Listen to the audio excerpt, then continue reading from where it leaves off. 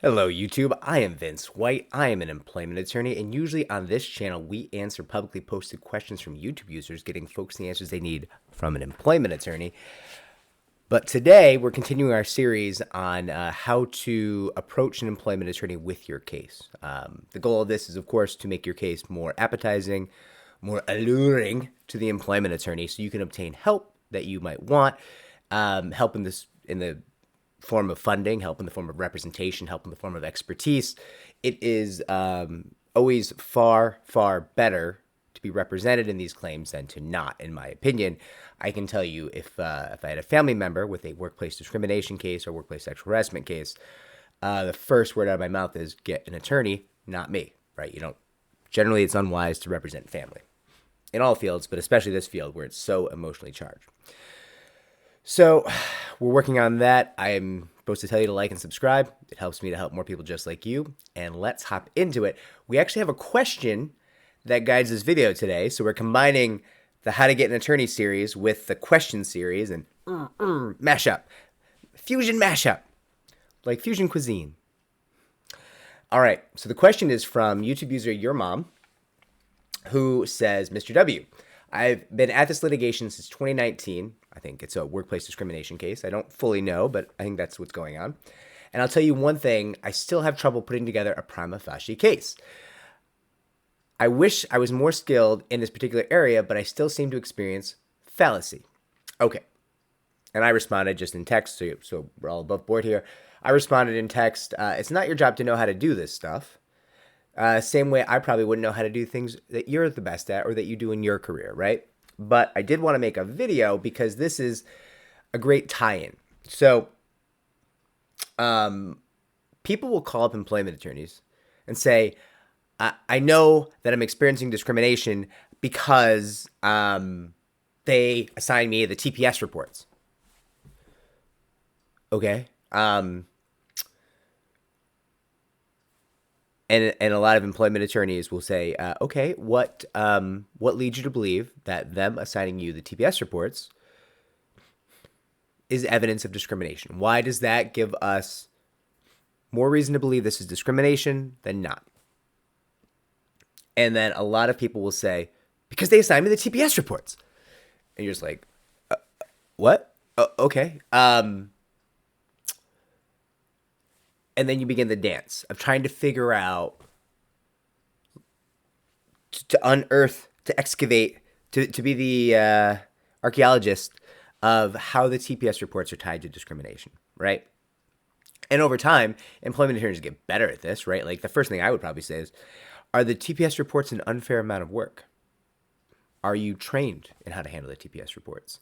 Are the TPS reports especially difficult and risky for evaluations? Are the TPS reports a pipeline to getting fired? Do they give people the TPS reports before they paper their file and force them out, right? There's a lot of questions that come to mind when somebody says something like that. And I want to be upfront with you, Your Mom, YouTube user Your Mom, that you should not feel bad about having trouble giving voice to these claims. A lot of attorneys, and not so much employment attorneys, right? Employment litigation attorneys tend to be very good at this. That's why they survived in the industry. But a lot of attorneys will not be able to link up the pieces of evidence to put together a case, right? So don't feel bad, right? My first job as an employment attorney, I was in a prior life, I worked in bars and I was a ski instructor, and I was putting together, after law school, I was putting together a big ski and snowboard trip for a bunch of attorneys because I really needed a job. And it was like post 2008 and like the economic collapse and all the things. And in the course of, part of the reason I was running the trip was twofold. One, I need a place to live. And the resort was giving me a place to live for putting together the trips, which is pretty amazing. And I was like dog sitting for a place to live. Like I would go and live in people's homes while I studied for the bar exam to have a place to live so that I could study for the bar, right? Wild. And then after the bar, like I passed the bar. still searching for a job because, the whole legal and financial world had collapsed. And so I was putting these trips together to get places to live from the ski resorts. They would give you like kickbacks, and because they were happy you're bringing in big groups of affluent people, right? So, in part of putting together that trip, I ran into an attorney that I had known from when I had interned, and he was, at the time that I ran into him to collect his money for this trip, he was screaming at a number of other young attorneys that were like their new attorney class that they had brought in, and because they couldn't put together like a logical underpinning, an evidentiary underpinning of the case. And so I'm in there collecting his money, and we're not friends, we're friendly. He's a great guy. He was key to my career. Bumping into him all the time, but like he was like, "Can you verbalize why this is a claim?" And I look at the file and I'm like, well, it's because 1, 2, 3, this is disparate treatment. This is only being done to this person. The only key factor differentiating this person from everybody else is the protected class. And a lot of this stuff looks like it's not fair. It's not born of logic. It looks like it's born of malice. You could probably be persuasive in presenting, hey, this person is being treated very differently. The only thing different about this person is the protected class. And look at all the nasty things that are being done, right? He just looks at me and he's like, you want a job? Well, I did. And that's how I got back into employment law, because I was working, I had a job lined up in finance. I had a job at an investment bank. And that job during 2008 was impacted. They were very gracious about it. They said, hey, if you want to keep your job, we would love to keep you. We just have to cut your salary in half. To which I said, no, thank you. I will be on my merry way. And so I was looking for a job really hard, right? And so I got back into employment law. But this story is only to put together the idea for you, YouTube user, that you shouldn't feel bad about this. This is not like a normal human activity. It's not something you do in day-to-day life. It is not a sign of incompetence. It is a quirky and weird set of logical rules. I should almost say soft logical rules. Like, what things could make a group of people think another thing is a weird question, because it's not logic necessarily. It's soft logic. It's not if A then B. No, it's if A, our chances of getting someone to think C go up if we present it correctly, right? And that's gray logic, fuzzy logic. I mean, there's lots of ways to say it, but it's not simple logic, right? Anyways, I digress. So when you're presenting your case, back to the series, when you're presenting your case for an attorney, learn from each attorney interaction. And I always give people the advice to speak to 3 to 5 attorneys, schedule 3 to 5 consultations. This is important both because you get to get a feel for what kind of attorney you actually want to work with, but also you'll sharpen your story and your understanding of your case with each passing, right? Somebody calls me up and is like, it's because of the TPS reports. I know it's discrimination because of the TPS reports. And I have a 15-minute conversation with them where I'm like, so what? Do we have a pattern of people assigning the TPS reports to your protected class? People always get fired for the TPS reports. TPS reports, do they hurt your commission? Do they hurt your bonus? Do they hurt your evaluations? Why is this a bad thing? And why is it linked to your protected class? Don't take that conversation as me attacking you. And it might feel that way because I am not the most socially skilled human being, and I'm trying to be efficient, and I'm trying to be like, you got to answer the questions, right? Like, I can't help you unless you work with me. Like, help me to help you, right? Like, that's a big part of this, right? So engage in that process with the attorneys, but also take what you learn from your conversation with me. Like, let's say you do half an hour conversation with me, and you exit that conversation, you're like, that guy can go get, like, I don't like that guy. But he did talk about those TPS reports in a meaningful way, and that does sound more compelling than me just being like, TPS reports! Ah! Like, that's not, like, that's what people call. And they're just like, they'll have those freak out moments, and they're like, why won't you understand? Right? And it's like, whoa.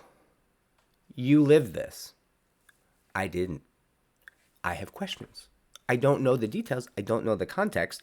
And I'm trying to understand why you think what you think. I'm not saying you're wrong. I'm saying you're not verbalizing it. And we need to tease it out. Tease it out. And let's be honest. Me slowly breaking down somebody's freak out is not going to make me friends. They're not going to be like, you're the guy. I need to hire you. No, they're going to be like, God, I hate that guy. And that's okay. That's part of the reason we're doing 3 to 5 attorneys here, right? Like, it's a path. You now have, hopefully, gotten closer to a narrative that is actually a case. Like, you can actually look at how that was crafted in that conversation, the questions that were asked, and think about it and say, okay, so there is a 5-year pattern of my protected class, people with my shared protected class being assigned the TPS reports. And over those 5 years, each and every one of those people who received the TPS reports, always from my protected class, they began to receive negative evaluations. Their files began to be papered in a negative way, which created an underpinning, a foundation for them to eventually be fired. So next time I speak to an attorney, what I should say instead of TPS reports is, hey, here's what's going on. There's a 5-year pattern. People with my protected class are routinely assigned this specific task. It's a low-value task. It's not great for bonus time. It's not great for commissions. It's very work-intensive. It's very negative. And it has, over the past 5 years, caused a number of people to be counseled out, papered out of the company. So that's why I think this is discrimination in the workplace.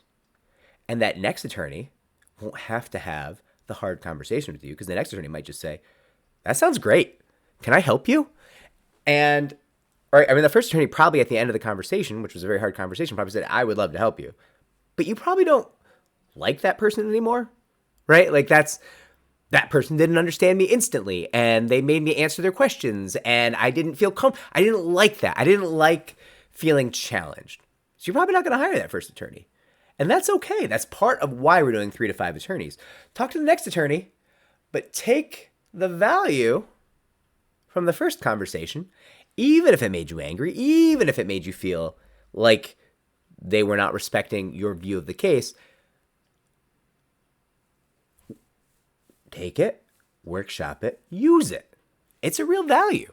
Like, you now have a narrative that hangs together, that makes sense, that can be used to persuade. And your first act of persuasion should be to obtain representation, right? So I think this is a tremendous, I think this is valuable, and I'm going to keep on with this series. Like, I want to help people find attorneys, find representation. Again, I know that this is going to lead people to not hire our firm. I can't stress enough, hire local counsel. They will be cheaper. If you don't have good local counsel, you can call us. You can call us for the EEOC. We're all in 50 states, but talk to local counsel. Obtain local counsel. They do not fly attorneys around the country, and therefore they will be cheaper. Get good representation, get it cheaper. Yay. I'm not sad that you didn't give me your case, right? I want you to get the better deal. Like and subscribe, everybody. It helps me to help more people just like you. Good luck out there. Oh, everybody works.